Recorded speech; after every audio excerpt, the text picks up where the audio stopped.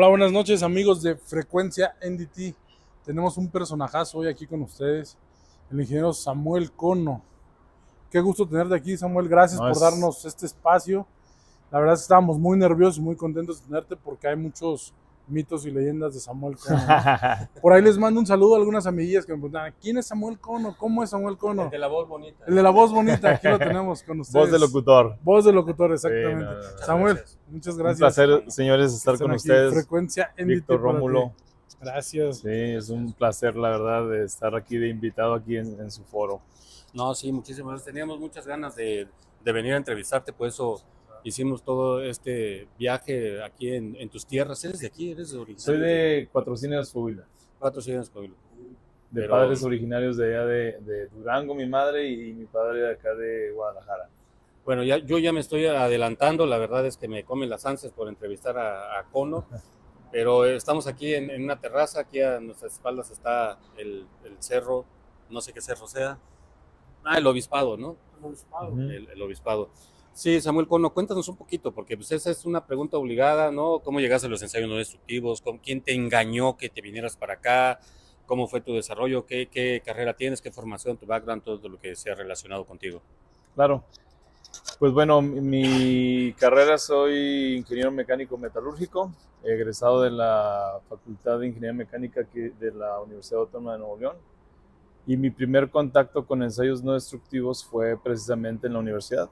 Tuvimos prácticas de pruebas no destructivas, líquidos penetrantes, partículas magnéticas y no recuerdo si ultrasonido, la verdad no me acuerdo, pero ahí hay un ingeniero, un maestro de apellido Caballero, fue el que nos dio las clases, los laboratorios de pruebas no destructivas, pero hasta ahí no me llamaba mucho la atención, simplemente pues fue conocerlos. Tu primer contacto, ¿no? Sí, mi primer contacto, después de ahí entré a una fundición, fue mi primer trabajo formal, lo cual me gustó mucho. El tema de la fundición era parte de mi background de carrera. Y después entro a otra empresa donde hice más cosas de mantenimiento.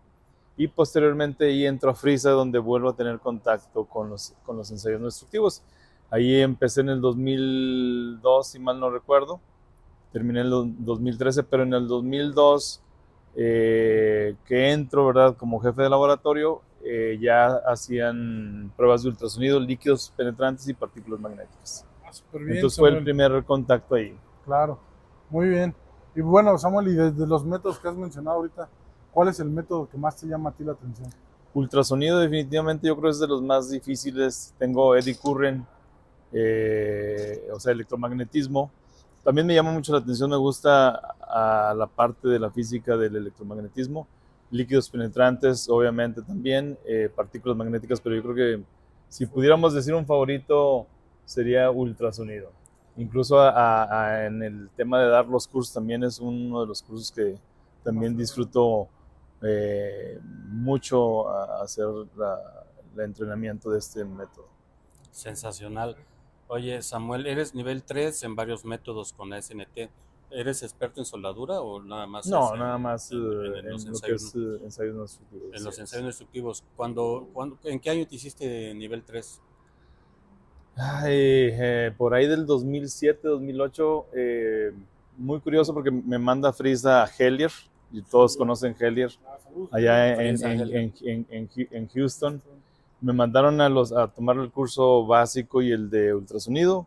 Después regresé, me preparé como 3, 4 meses y presenté mi examen básico en una conferencia de LOC, creo que en un hotel, no me acuerdo, Sí, por allá. cuando todavía venían los exámenes a México, ¿no? Así estaba, venían los exámenes a México, tomé en un día el examen básico, lo terminé en 2 horas y media y luego después al día siguiente tomé el de ultrasonido. Y sí estaba muy nervioso porque pues sí los exámenes no están fáciles, ¿verdad? Claro, totalmente. Entonces, tomo el de ultrasonido y terminé hecho garras. Sentía la espalda como si me hubieran rasgado por la tensión nerviosa, porque aparte teníamos en aquel entonces de nivel 13 subcontratado a Germán Salazar allá en Frisa y, Saludos, Germán Salazar. y todo el mundo estaba esperando que yo me certificara, es decir, todo Frisa estaba esperando que Samuel se certificara, ¿no? Entonces, muy, muy, muy padre esa experiencia porque cuando termino de mi examen, Obviamente saludé a los conocidos por ahí, casi no entré a las conferencias, obviamente estaba muy cansado. Regreso y el primer día que regresé a Frisa me encuentro el director y me preguntó que cómo me había ido. Y yo le dije, pues creo que me fue bien, ¿verdad? Pero hasta no tener los resultados. Entonces sí fue una espera de como de un mes y fracción en que ya tuve los resultados, ¿verdad? Y fueron favorables. Entonces fue muy emocionante. Ahí tienen. No es sencillo ser nivel 3. Y antes era un poquito más complejo porque se hacían este tipo de exámenes. Ahorita ya es en una computadora. Subió el número de niveles 3 a raíz de que implementaron ese sistema. Sí, ya no tienen que viajar a Estados Unidos. Sí, antes era algo complejo. Y entonces en tu andar en este complejo mundo del que se trata, ¿a qué empresas hiciste? ¿En la actualidad en cuál estás? ¿O has hecho algo por tu cuenta? ¿Has sido freelance? ¿O en qué aspectos has desarrollado?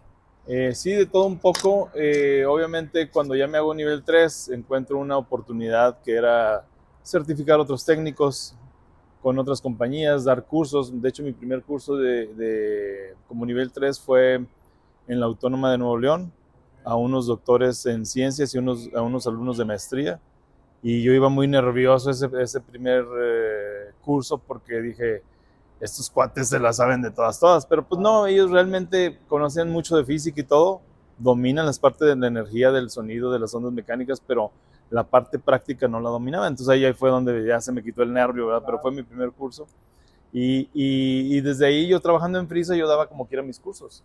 Los daba en fines de semana o en horarios que normalmente no afectaran mis labores, ¿no? Entonces, ahorita actualmente me encuentro trabajando en Element Monterrey, Element Materials Technology. Saludos, Element. Y ahí tenemos ya 7 años, voy para el 8º en enero. Okay. Pero también tengo 10 años ya con una consultoría de pruebas no destructivas que se llama NDTK Consulting, que ya tenemos, digo, desde septiembre de hace 10 años. Tenemos constituida la empresa, entonces ahí estamos de poquito a poquito, ¿verdad? Lento pero seguro. Sí, y pues seguimos en esa parte dando cursos, inspecciones. Ya empezamos a hacer competencia aquí con Rubión en la venta de equipos, ¿verdad? Perfecto, muy bien. Pero no, hay que estar ahí en el negocio para que esto se promueva más. No estoy de lleno en el negocio porque estoy de full time en este laboratorio. Soy como nivel 3 responsable. Ese es un título que se le da en la parte de Aerospace, NADCAP. Okay. El NDT Responsible, entonces yo soy como el NDT Responsible, aparte de tener la gerencia del laboratorio en la parte de pruebas no destructivas. Tengo toda la gente, los coordinadores, inspectores, todo. Embarques también me saltaron ahí con embarques, entonces también soy encargado de embarques. Todólogo. Sí. Así pasa, ¿no? Oye, Samuel, retomando un poquito más, ¿qué consejo tú nos podrías dar? Tú sabes que el tema de llegar a un nivel 3 a veces es un poco complicado, ¿no? Hay muchos tabús, hay muchos mitos de una certificación de nivel 3 por la experiencia que nosotros hemos tenido en preparar personal para llegar a estos exámenes. ¿Qué consejo tú nos podrías dar? ¿Qué tip nos podrías dar para aquellas personas que están preparando para un nivel 3? Bueno, yo creo que en mi experiencia, lo que hizo que pasara la primera de estos exámenes, de hecho el de líquidos, partículas y eddy current me fue igual, pasé la primera, es la disciplina. Y detrás de la disciplina es creértela. O sea, ponerte en la mente que tú vas a ser nivel 3, es decir, que lo declares así tal cual. Oye, yo, Samuel Cono, voy a ser nivel 3. Obviamente eso lo sé ahorita. Claro. En ese momento no lo sabía, pero yo tenía muy claro que yo sí quería ser nivel 3. ¿Y qué significa cuando tú te pones eso en la mente? Que te trazas metas. Entonces yo en la mesa de mi casa, cuando me preparé para el básico y para el de ultrasonido, era una de esas mesas de cocina que se abren de 6 a 8 personas. La tenía lleno de libros.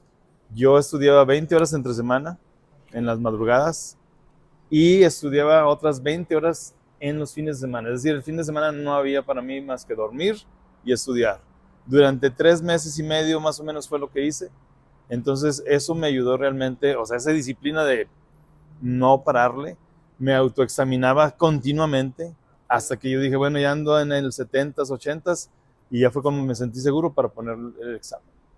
Pero el consejo que les doy es, hay disciplina, y disciplina significa dejar de hacer otras cosas por hacer ese objetivo. Nada más va a ser un espacio de tiempo corto relativamente y tener un logro muy significativo, porque cuando yo hice este nivel 3 en Frisa hubo 3 aumentos muy buenos O sea, me aumentaron, me llegó un aumento, a 6 meses me llegó otro aumento y a los otros 6 meses me llegó otro aumento, porque me tenían que llevar a un nivel más, más sustancial económicamente, ¿verdad? Que conviniera, porque si no, pues se va uno. Y como quiera me fui, ¿verdad? Así como quiera me fui. Pero mucho después. Es parte del proceso, ¿no? Muchas veces no se queda uno en un solo lugar, sino que tiene que seguir avanzando. Movilidad es vida, muchas veces lo dicen. Ya lo saben, hay muchas cosas que son redundantes, ¿no? Esto de la disciplina, de la autodisciplina, ha sido un punto medular en la obtención de este tipo de certificaciones internacionales. Ahorita lo está contando su experiencia Samuel Cono.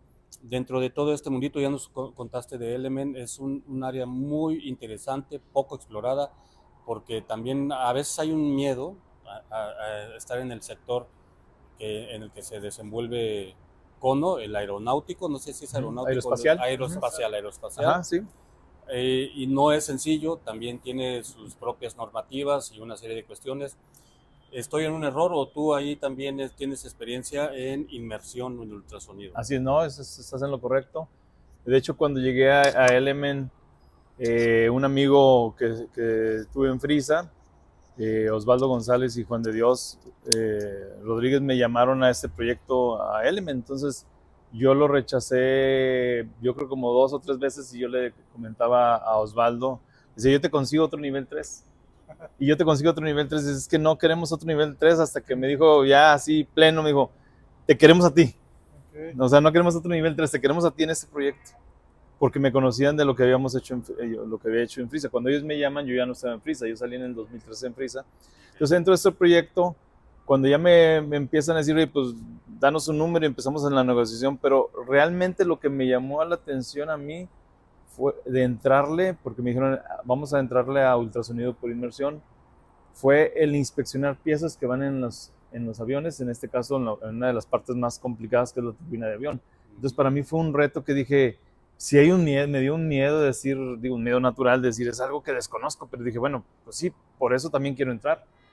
Si hubiera sido de lo mismo, tal vez yo hubiera seguido con mi negocio por fuera. Entonces fue una experiencia muy, muy, muy padre, que ahorita ya tengo casi 8 años, en enero cumplo 8 años. Y sí, ultrasonido por inmersión es uno de los métodos que poco se da en los cursos y que más se desconoce también. Al menos aquí en México, en Estados Unidos, en Europa sí se conoce un poco más. También es un método que es caro. Relativamente también se dice que es un método más rápido. Cuando tú ves los libros es un método más rápido. Sí, cuando hablas de piezas con forma. Si tú lo hicieras por contacto, olvídate, te vas a tardar un día. Estas piezas se hacen en 2, 3. Hay piezas, las más que duras son como 6 horas una pieza. Pero tienen alcances de un 16avo del ancho del haz de lo que estás inspeccionando, pero inspeccionas secciones muy delgadas y piezas con forma que con ultrasonido por contacto sería imposible. No llegas a todos los rincones de la pieza. Y aparte los criterios, también es una cosa importante, porque los criterios de aceptación en la parte aeroespacial, estamos hablando de un 64avo aproximadamente. O sea, y te vas a la industria oil and gas, petróleo y gas, y estamos hablando de 464avos. Es un mundo de decibeles, son 4 veces 2. Sí. Es demasiado. Si cuando aumenta 6 ya te aumenta mucho la señal, imagínate aquí el nivel de sensibilidad que se maneja. Wow, está buenísimo eso. Muy bien. Samuel, mira, aprovechando que estamos hablando del sector aeronáutico, tú nos comentabas ahorita que tuviste experiencia de trabajar en una fundidora, y bueno, ahorita que estás trabajando en el sector aeronáutico, ¿tú qué sientes de diferencia entre la industria del acero y con lo que tú estás ahorita haciendo de aeronáutica? ¿Cuál sería la diferencia, así que tú dijeras, esta es una diferencia grande en estos dos sectores? Además de los criterios, es la cantidad de registros que te pide, porque este laboratorio Element y todo el que quiera trabajar en esta industria, algunos primes lo llaman, o sea, los que hacen las turbinas o los aviones, te piden que tengas la certificación de NADCAP.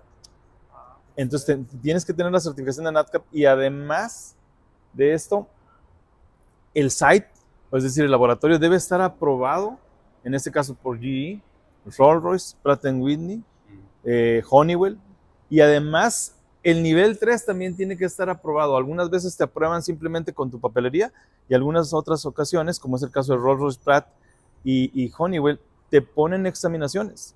Yo soy aparte soy NAS 410, aquí la certificación no es SNT-1A ni ASNT, es NAS 410. La parte del NAS 410 que tengo en líquidos líquidos penetrantes y ultrasonido, además tengo aprobaciones por Rolls-Royce, Pratt & Whitney y Honeywell en líquidos penetrantes. Tuve que haber pasado los exámenes con ellos y mantener la certificación cada 5 años.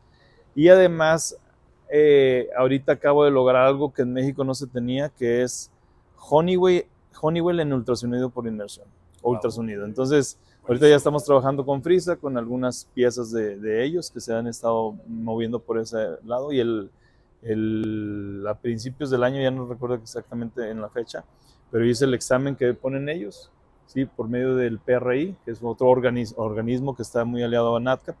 Hice el examen y después haces una entrevista con otro nivel 3 de ellos y le llaman SCA. Sí, es unas siglas que utilizan para el nivel 3 certificado por medio de Honeywell. Entonces tú haces tu examen, ya pasaste, pero aparte ellos hacen la entrevista y la documentación y te hacen otra aprobación, que es la certificación.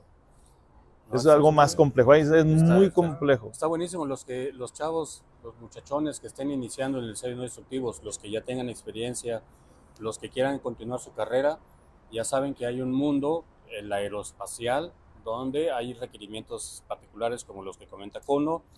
Ultrasonido por inmersión, poco conocido, visto en los cursos teóricamente, práctico. Es prácticamente imposible que en México te den un curso práctico de inmersión. Los que hayan tenido la oportunidad, aprovechenla, pero si no, Samuel Cono lo pueden visitar en Monterrey, lo pueden contactar y él tiene amplia experiencia en ese rubro.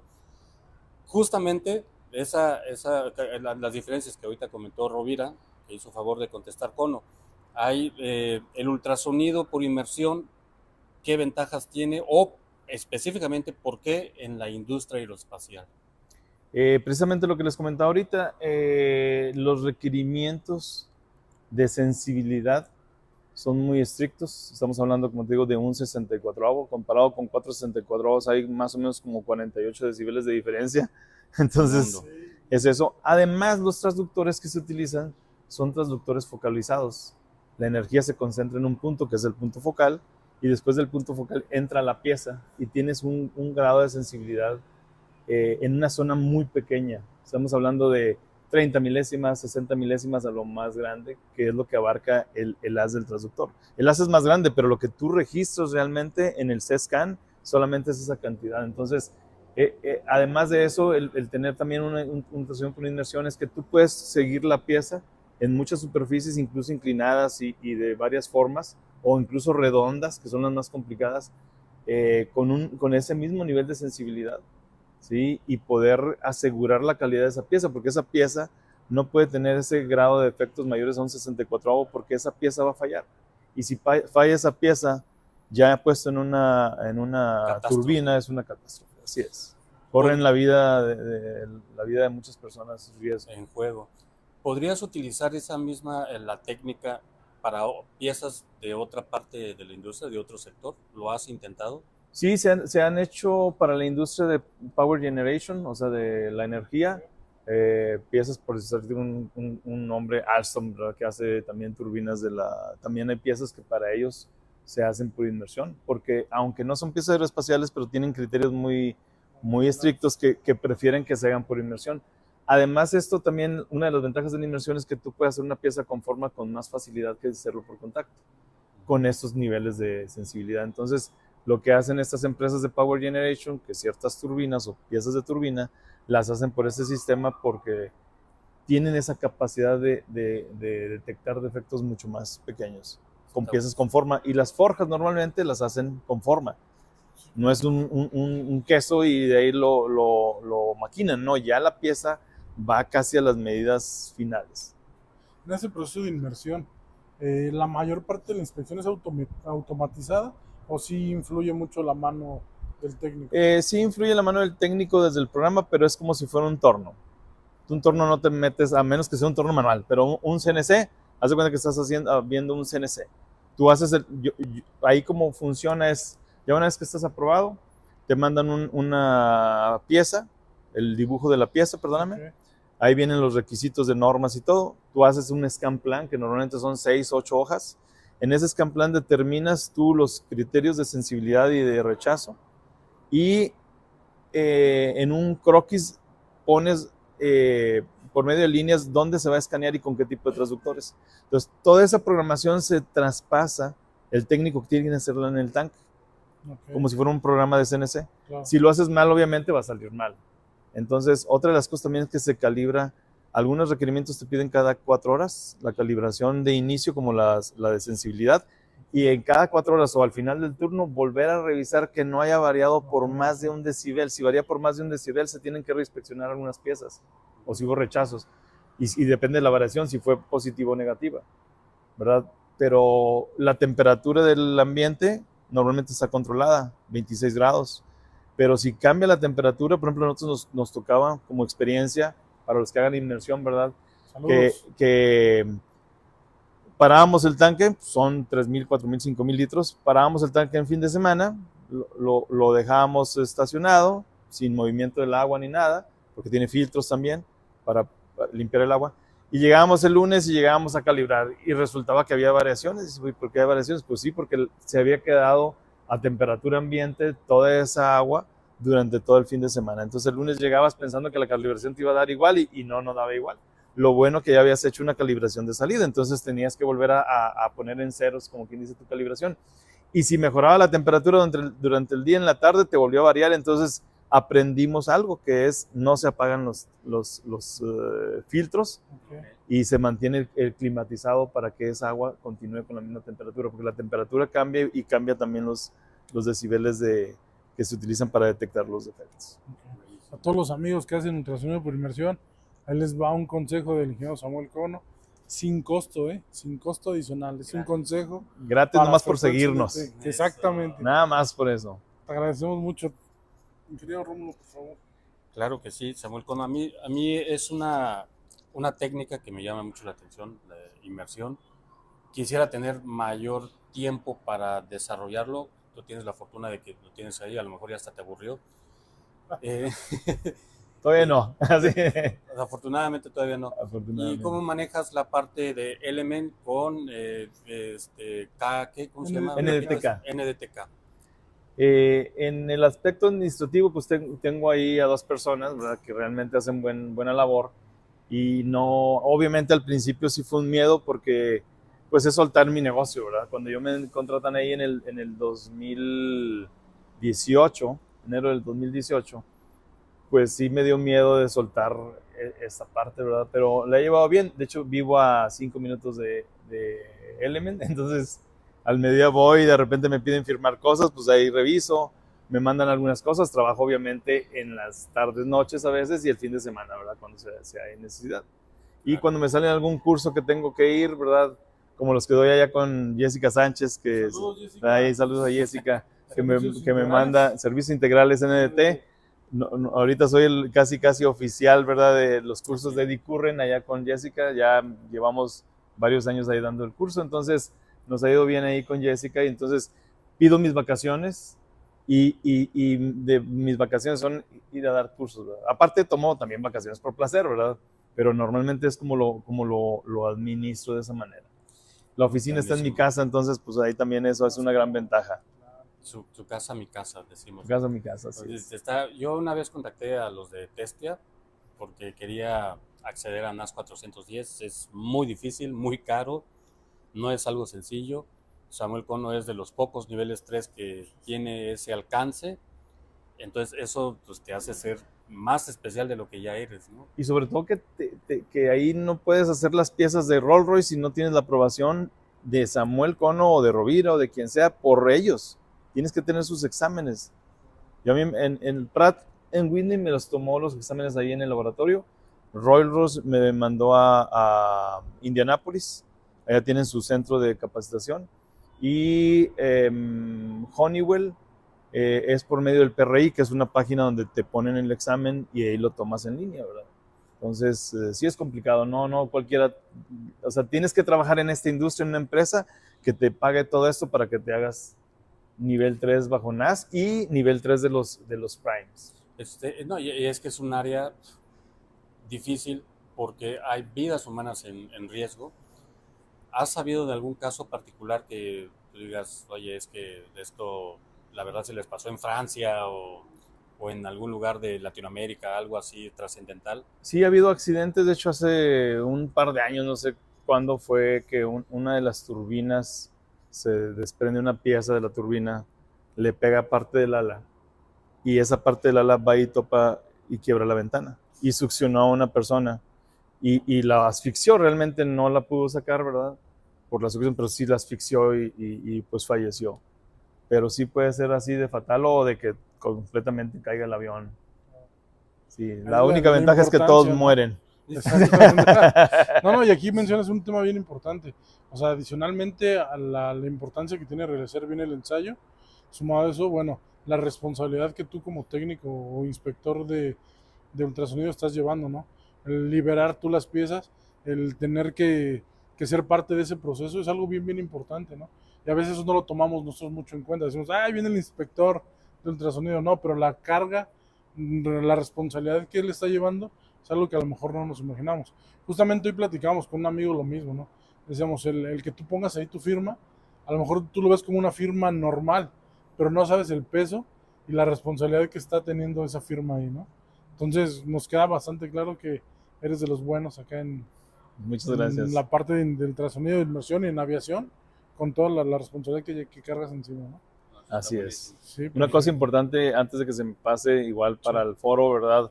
Es, me ha tocado y ojalá y eso pueda cambiar en un futuro de cuando certificamos a una persona. Son pocos los que realmente tienen horas vuelo, pero muy pocos los que tienen realmente registrado cuántas horas estuvieron con la supervisión de un nivel 2. Allí en el M realmente nos exigen 800 horas para llegar a ser nivel 2, pero 800 horas Reales. supervisadas, Ok, ok. reales. Entonces eso es algo también de las diferencias. Otra diferencia que se me pasó y que lo habíamos platicado anteriormente, que los transductores que utilizamos cada año se calibran con una esfera que se pone ahí en el tanque y se calibra, se hace un barrido y se calibran varias propiedades del transductor. Entonces es una de las cosas que también cuando yo me topo Oh, con inmersión digo, ¿cómo que se calibra el un transductor? traductor. Nosotros nunca lo calibramos, ¿verdad? En Exacto, contacto, ¿verdad? Pero aquí es exacto. porque sí se pierden ciertas propiedades, la distancia focal, la sensibilidad se puede llegar a perder y de hecho yo he sacado ya un par de transductores que no han funcionado correctamente y los tengo que sacar de operación. Hay ciertos límites también para poderlos operar. A pesar de que cuando uno da los cursos, cuando uno sabes de esto, dices, no, un transductor de inmersión jamás se te va a dañar. No, sí, porque a No, los inspectores cuando cambian de un transductor a otro, se les caen. ya, se Y ahí murió. puede ir mermando su capacidad al grado Sí, incluso también el agua puede generar cierta oxidación dentro del transductor que no te das cuenta. claro. ¿Sí? Está Sí, buenísimo sí. eso de la calibración. Sí, no, no lo, bueno, yo lo había oído ya en alguna ocasión, en algunos libros, lo leí, pero no le tomé mucha importancia, porque yo decía, ¿cómo vamos a calibrar Un un transductor de transductor? O inmersión, sea, ¿cómo? No hay manera, ¿no? ¿sí? Pero bueno, ya Pero ahí tengo un saben, procedimiento Medtech, específico nomás para eso.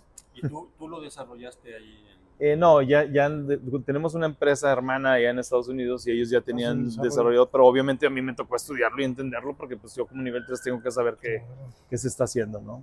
podría ser en México quizá el único que puede llevarlo a cabo? Así es, podríamos Quizá. decir que de los pocos que hay que podemos llevar a cabo toda esa inspecciones. Eso está buenísimo, quizá da para otro capítulo. Otro capítulo. Pudiera ser una experiencia técnica que pudiera hacernos el favor, bueno, de mostrarnos cómo se hace un ejemplo en tiempo real de Uno de una los talleres inspección, que tendremos que hacer. Ándale, un perfecto. tallercito con cono y que nos muestre un poco cómo se hace la calibración, grosso modo, algo que les pueda seguir a la comunidad. Claro que sí. Está muy interesante todo lo que has estado comentando, es un área industrial bastante compleja que tiene muchas limitantes, más restricciones, no limitantes, muchas Así restricciones, es. ¿no, Samuel? Porque tienes ahí el ultrasonido por inmersión, también llevas a cabo líquidos penetrantes.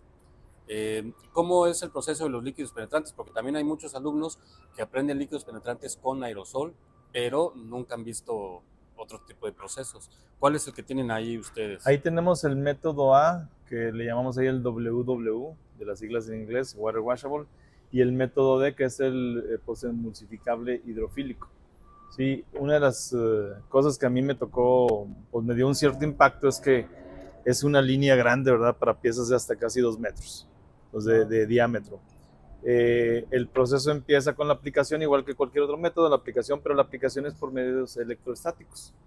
Y después, las posemulsificables, por ejemplo, el tiempo de permanencia del penetrante, el dwell time que le llaman, es de lo menos que nosotros manejamos son 20 minutos, pero la gran mayoría son 30 minutos de dwell time. Wow. Sí, acá en la soldadura son 5 minutos, 10 minutos y ya a lo mucho 10 minutos, ¿no? O sea, aquí son hasta 30 minutos. Y tiene restricciones en los procesos de que si se te pasó el tiempo de que te dan, creo que máximo 2 horas, va para atrás la pieza, se vuelve a enjuagar todo, se vuelve a limpiar y vuelve a entrar.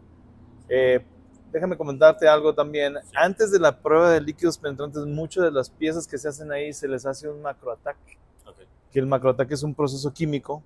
De hecho, en inglés le conocemos como macro etch, pero también en NATCAP se le conoce como chemical process o chemical processing, no tanto como macroataque, ¿verdad? Bueno, las piezas se meten al macroataque, que es como si fuera un decapado, para abrir las posibles fallas. Y dices tú, ¿pero por qué van a abrir las posibles fallas? Pues si ya la falla está ahí, ya está ahí. No, el tema de ciertas aleaciones de que se llaman superaleaciones, las inconeles, titanios o aluminios, ¿verdad? En este caso, titanios en particular.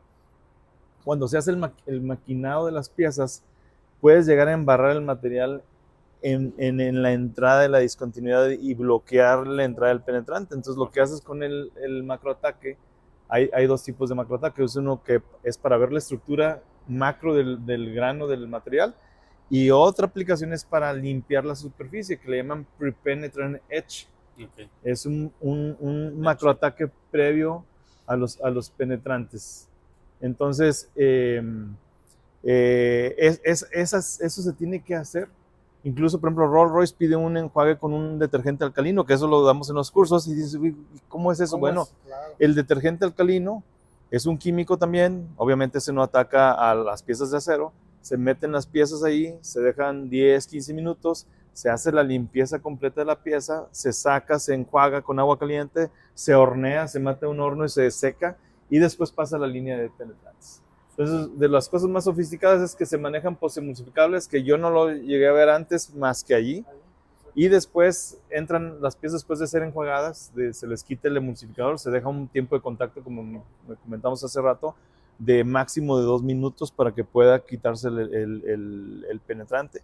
Si se deja más tiempo hay un riesgo de un sobreenjuague. Correcto. Entonces, ¿cómo te das eso cuenta? Cuando ves la pieza ya al final, si tiene muy poco o nulo fondo, el background, ya hubo sobreenjuague. Tiene que tener también un poco de background, eso tampoco lo sabes. Uno cree que debe quedar completamente limpia y no es así. Otra de las cosas, digo, las piezas entran en un horno que te limitan también a una cierta temperatura, no más de 65, 70 grados, porque también corres el riesgo de evaporar los líquidos o secarlos, y hay riesgo, ¿no? Entonces, la pieza pasa por el horno 10, 15 minutos y posteriormente pasa a la aplicación del revelador, y ahí son aplicación también por electrostática, que eso hace que cubra una capa muy delgada. Otra de las cosas que también para los que siempre han hecho visibles o de aerosol, en el aerosol le echas una capa que tienes que verlo casi completamente blanco, muy poquito brillo del metal. Acá no, acá ni siquiera ves el polvo. Hasta que no lo miras en contraluz y dices, mira, tiene una capa demasiado delgada, no se ocupa más. Okay. Porque los líquidos que manejamos son sensibilidad 3 y sensibilidad 4, que es alta y ultra alta. ¿Sí? Que todo eso lo vemos en los libros. Bueno, aquí sí lo aplicamos tal cual lo vemos en los libros, ¿no? Y ya finalmente entras a la inspección, después otra cosa, todo está temporizado. Todos en cada cabina hay 3, 4, 5 relojes donde estás poniendo los tiempos. Ya ves que en el revelado te pide 10 minutos mínimos hasta 1 hora o 2 horas según el tipo de revelador máximo. Entonces tienes que esperarte realmente 10 minutos a que empiece el bleed out, así es, el sangrado. Después entran a la cabina de inspección, y ya en la cabina de inspección hacemos lo que es la inspección. Pero la diferencia de lo que hacemos en la industria de soldadura y demás es que aquí te piden criterios muy, muy pequeños también, de hasta 15 milésimas, detectar defectos de 15 milésimas. Wow. Estamos hablando casi del tamaño de un cabello, ¿verdad? De grosor de un cabello. Entonces, eso es algo complicado. Buenísimo. Y hay otra técnica que también, no sé si ya la han escuchado, el wipe off.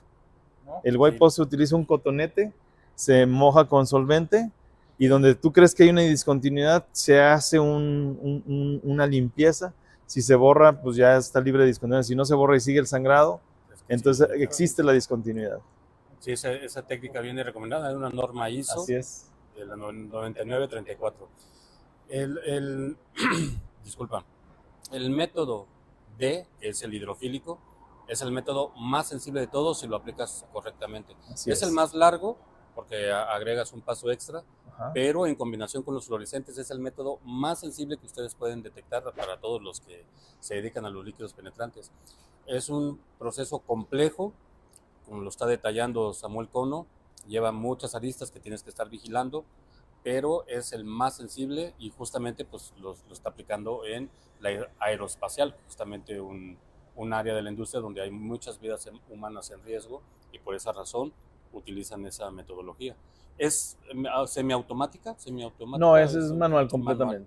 Sí, queremos implementar algo ahí semiautomático, pero todavía no hemos logrado bien la idea que haya un preenjuague automatizado. De hecho, Araceli, aquí si ve este video, Araceli de la O, le mandamos un saludo. Ella es la que está desarrollando eso. Es de las pocas mujeres que hay en la parte de no destructivas, ¿verdad? Wow. No, y también le mandamos un saludo a Alberto Barrios, que es el de Macrotaque, y saludos, a Pedro Herrera, que es tu amigo, ¿verdad? Pedro Conocido, Herrera, que es el coordinador de ultrasonido, ¿verdad? Totalmente, Pedro. Próximamente, cuando nos acepten un podcast, por favor.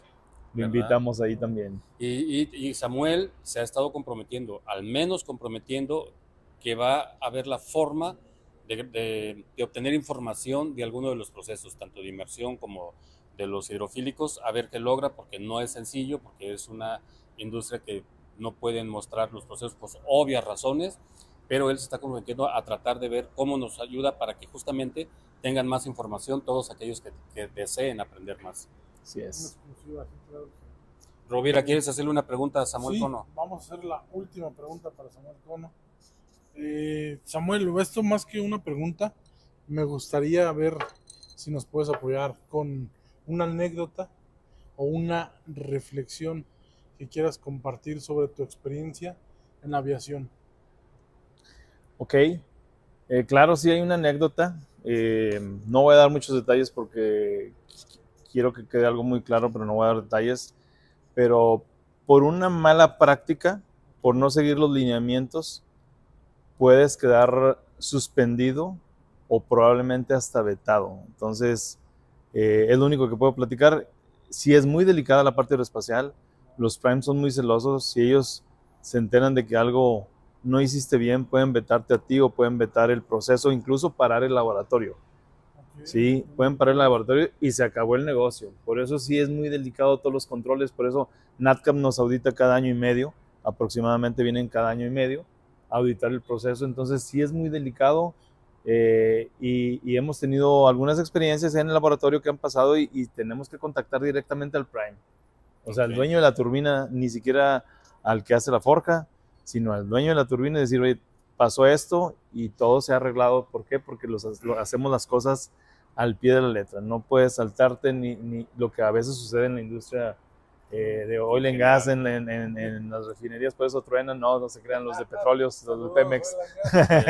Pero no, sí. Mentiras no dice. Entonces, de repente hay inspectores que hacen trampa, que pintan las piezas de blanco para decir que ya las acabaron, los líquidos para no hacer la limpieza, que es lo más crítico. Entonces, sí hay un tema en mi experiencia, mucho de la integridad. Uno de los valores de laboratorio de Element es la seguridad, pero la seguridad de las personas y todo, pero otro es la integridad. Y pues la integridad, como tal lo dice, vas a hacer las cosas bien aun cuando no te ven. Tienes que hacer las cosas bien aun cuando no te estén viendo. Porque aparte, esto tiene trascendencia o puede tener una trascendencia legal de ir sobre alguien, porque cada quien sella sus piezas.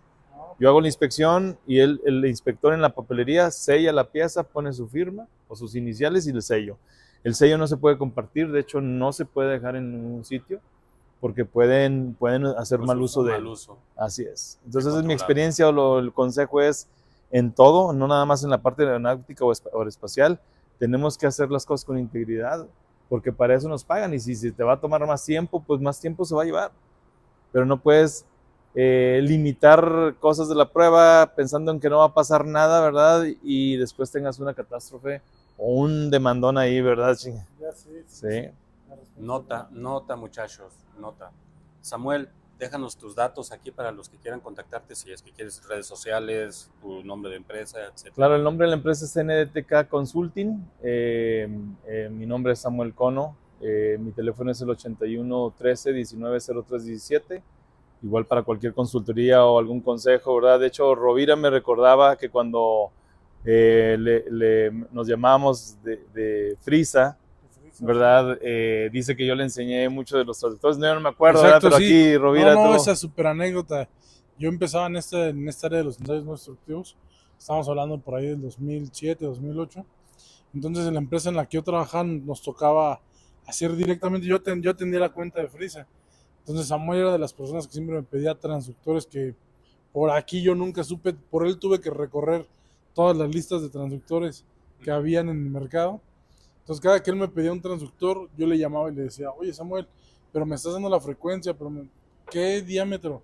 Y él siempre me decía, tienes que tomar en cuenta que siempre tienen que dar el diámetro, la frecuencia y para qué lo van a utilizar. El tipo de conector. Exactamente, el tipo de conector. Recuerdo también que me dio una clase de cables. Me decía, estos cables son así, este es el Los Lemo, los Lemo que no se utilizaban casi, BNC, Lemo 000. Microdot, y contigo me acuerdo haber reconocido por ahí. Una vez me enseñaste un cable, un Lemo 1, fue la primera vez que tuve en contacto con un Lemo 1. Uh-huh. Entonces yo les decía, una anécdota con él era esa justa, ¿no? Cuando yo tenía alguna duda, me llamaba, me pedía un transductor, yo tenía la duda. Samuel, ¿cómo es eso? Terminaba haciendo una clase de transductores, terminaba haciendo una clase de ultrasonido. Buenísima, en esos tiempos yo iba iniciando. Entonces para mí era algo nuevo y la capacidad que tú tenías de compartir o de facilitar esa información, a mí me sorprendía porque te entendía a la perfección lo que tú me decías, ¿no? Entonces, no. Acabas de decir algo de eso, de la capacidad que uno puede tener para enseñar. James Henrik, un amigo mío que le mando saludos, si alguna vez ve esto, él está allá en Houston. Nos hicimos amigos, me compraron unos cursos, él estaba en una empresa de soldadura en Saltillo, y me dice ya en confianza, dice, ¿tú sabes por qué te contratamos? Y yo dije, pues ha de haber sido por más barato, cabrón, ¿no? Dice, no, dice, o no sé, o por qué fue, ¿verdad? No sé por qué fue. Dije, bueno, no, dime por qué, dice. Bueno, de todos los que vinieron aquí, ¿verdad? Que no digo nombres porque Rovira trabaja ahí. No, fueron algunas otras compañías, pues ofreciendo, dice, que llegaron presumiendo sus laboratorios. Y yo lo que menos llegué es a presumir, pues nada, porque no tengo nada. Entonces yo lo que vine fue a ofrecer mis servicios.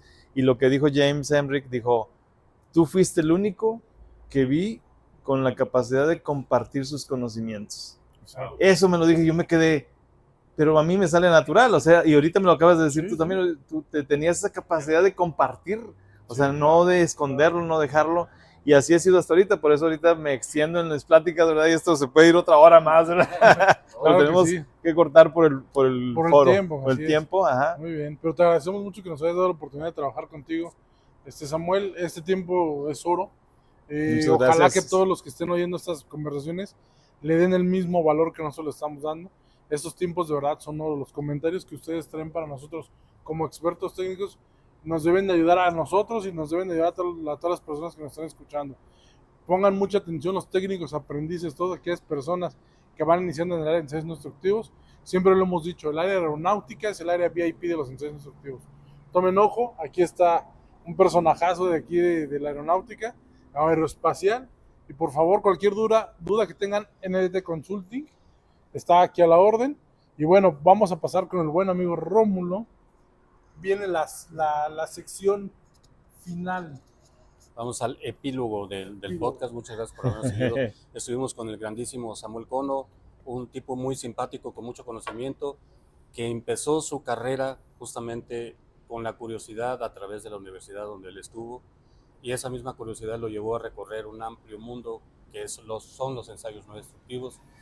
Empezó a volar fuerte, voló tan alto que llegó al aeroespacial, y mientras Samuel Cono esté en aeroespacial, estamos seguros porque él es muy recto, es un tipo disciplinado, nos ha dejado enseñanzas como que a través de la disciplina, esa autodisciplina que podamos tener, podemos lograr cosas sensacionales como él obtuvo sus certificaciones. Es un tipo simpático que comparte sus conocimientos y ojalá tengan la oportunidad de conocerlo en vivo, porque de verdad no se van a aburrir y se van a llevar una enseñanza a sus casas. De verdad, muchas gracias, Samuel Cono. Gracias a todos Un placer para los dos estar aquí con ustedes. Muchísimas gracias y nos vemos en la próxima, porque esto es Frecuencia NDT. Amigo. Un placer, un gusto, Rovira. Gracias, Rómulo. muy amable. Oye, Rómulo, Samuel Cono te dice cómo. En otro podcast lo explicas eso.